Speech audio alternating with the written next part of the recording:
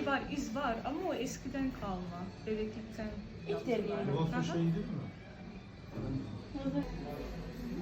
Biraz daha yüksekte olabilir mi? Bana dön.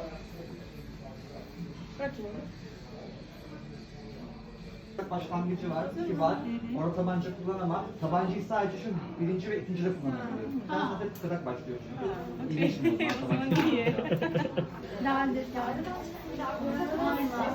Hadi deldi ulan, deldi. Tamam. Evet. Öyle mi? Ha? Şimdi yasla. Bu yukarıdaki olacak. Orası hiç acımayacak ki ne? Orası zaten normal bir şey gibi. Kendi iğne alacak iş yerinden. Yapacak. Daha yeni taktık zaten. 2 günde şey taktım. Düz dur şimdi. Düz dur. Normal.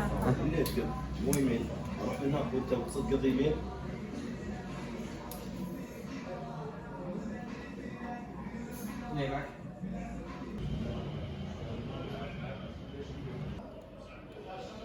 Hazır mısın? Hı hı.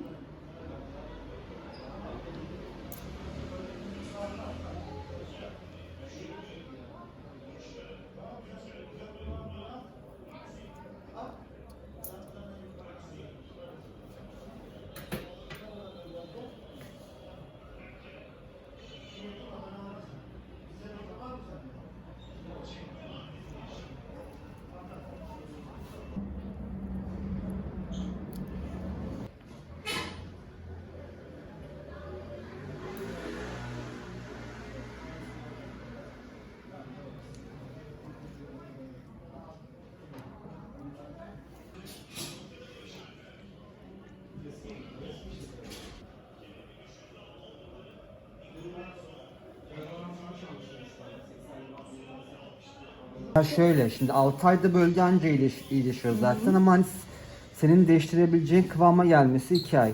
He tamam. Hi guys, welcome back to my channel. My name is Gorillapod. For those who didn't know yet, subscribe to my channel if you haven't yet, and also give this video a thumbs up. So it's been 2 months since I got my piercings done. I'm actually able to change them already. It wouldn't be healed at all because healing these would take up to 9 months. What you saw in those clips is me getting my entire ear pieced in one go. So they recommend not getting more than 3 in one. So what I did was I got those first and the helix, and then I went back and got the other ones.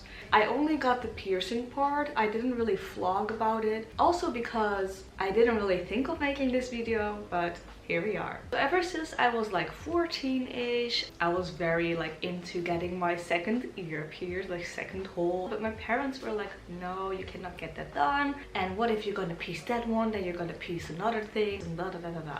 Yeah, fun fact, a few years later I got my belly button pierced.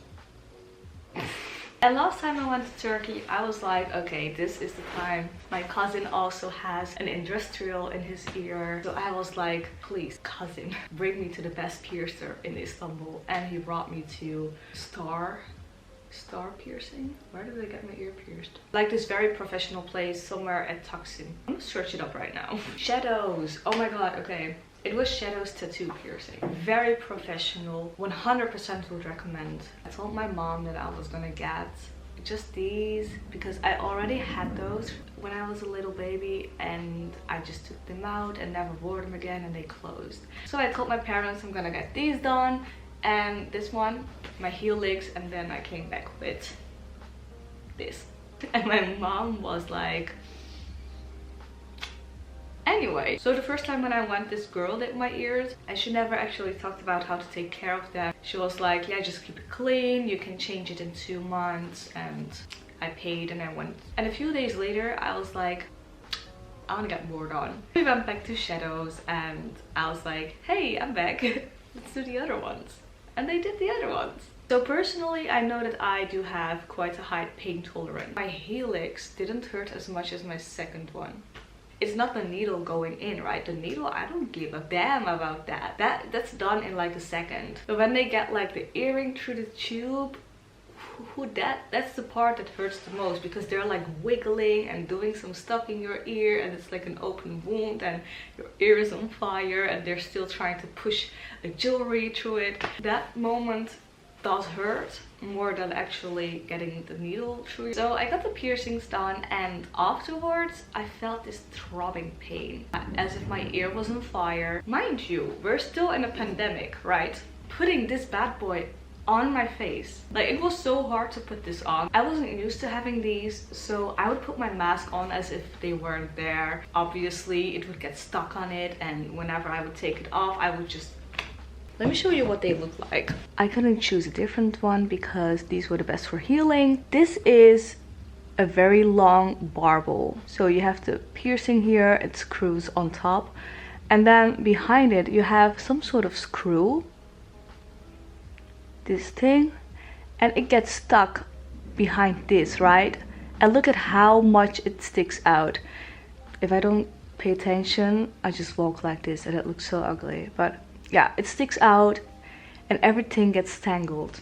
What happened was my hair would get stuck. I had my hair like this because I knew that my hair was gonna get stuck and it would hurt. And I let my hair loose because I was gonna do it again. Of course, it just immediately got stuck behind my helix piercing, and I had my cousin with me and I was in so much pain. I remember we were at like Sephora, and the Sephora lady came and she was like, "Can I help you with something?" I was like, "I'm not here to buy, I'm just here for the mirror." I did get to learn how to work with it. Also, the first time washing my hair was very painful because my hair would get stuck everywhere, and it still does to this day. First night, since I only had the helix piercing then, I could just simply sleep on that side. It didn't hurt as much. I remember my cousin telling me like, "Oh, you're gonna have such a hard time unless somebody really punches me on there." It doesn't hurt at all. That's the only pain I really experienced. The conch actually hurt, still bleeds sometimes. My third earring also bleeds sometimes. So this was actually the most painful right here. And after I got these done, I couldn't really sleep on this side anymore, even though I still do. I just suck it up, go through the pain. So I'm able to change them actually, but I don't want to do that yet because I feel like as if my ears aren't healed enough to change it, even though they said like 2 months ish. So we're just gonna leave them in. And the second time I went, this guy helped me. He was a bit more professional in my eyes, and I also think he has been in the business a bit longer. So he said, "How do you clean those other piercings?" I made a salt solution, hot water, salt, and that's it. And he was like, "Don't do that. If you put too much salt in it, then it will affect the piercing. Like, the salt crystals will get in there and it would just be a hot mess. And if you don't put enough salt in it, it wouldn't work because you're just wetting the area then, and wetness is definitely not a good thing. Those wet areas, bacteria, you know." So he gave me this solution. It is Piercing Aftercare Plus. Use this product 4 times in a day. Please use this product 10 days. So he said use this 3 times a day for the next 15 days. I didn't really stick to that routine.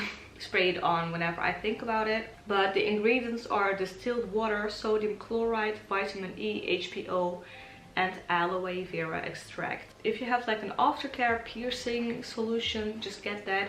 I know for a fact that this one is Turkish, so I don't think you would be able to get this anywhere else. So I would just spray it on. He said just spray it on like this. Leave it. Do not push it in and out. Do not play with your piercings. Don't touch it. Psst, psst, psst. Enough.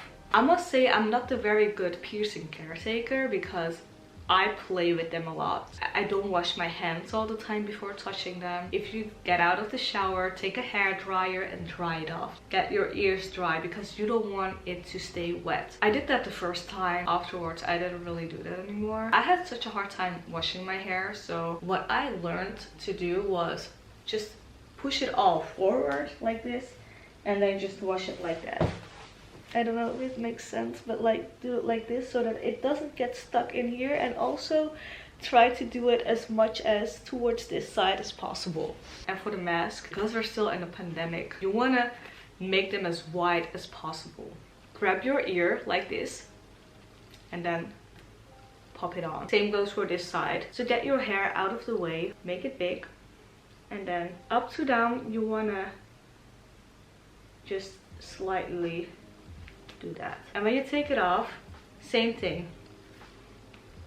Make it big and take it off without even touching the piercings.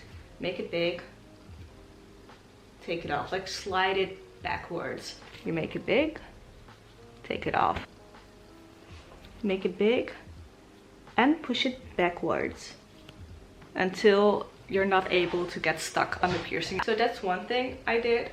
And for sleeping, I was recommended not to sleep on that side, not only because it would hurt, but also because the pressure of your head on the pillow and the pillow pushing upward could cause the piercing to grow in a different direction, or it could harm the piercing. I'm a side sleeper. I sleep on this side all the time. And then you may ask by yourself, then why did you put all the earrings there? Well, because this is my pretty side.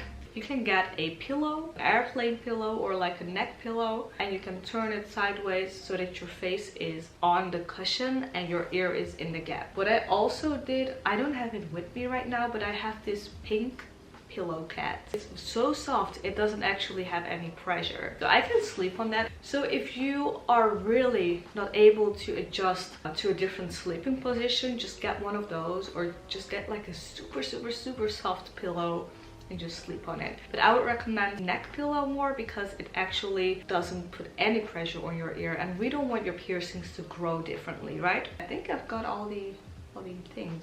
Yeah. Keep it clean. Don't touch it with your dirty hand. Get a piercing solution. Don't sleep on it. Don't go to just anyone. Like, do your research on good piercers. You don't want to get like infections and stuff, especially not near your ear canal and your brain. I hope you enjoyed this video. I hope it was helpful, and if it was, give this video a thumbs up, and also let me know in the comments down below, what piercings do you still want or have, or if you have any more tips, then leave them down below as well. And I hope to see you next time. Bye!